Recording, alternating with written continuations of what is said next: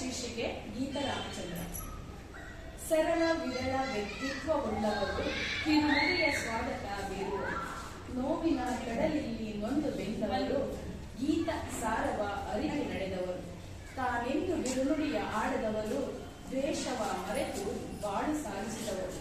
ಮನದ ಭಾವನೆ ತೋರದೆ ನಡೆದವರು, ಚಂದದಿ ಬಾಳನ್ನು ಅರಿತು ಸಾಗಿದವರು, ಭಾಷೆಗಳ ಪ್ರೀತಿಸಿ ಬೋಧಿಸುವರು, ಎಲೆಮರೆಯ ಕಾಯಂತೆ ಬಾಳಿದವರು, ಪ್ರಜ್ಞಾವಂತರಾಗಿ ಜೀವನ ನಡೆಸಿದವರು, ಕೇಳಿ ತಿಳಿಯುವ ಹಾದಿಯಲ್ಲಿ ಸಾಗಿದವರು,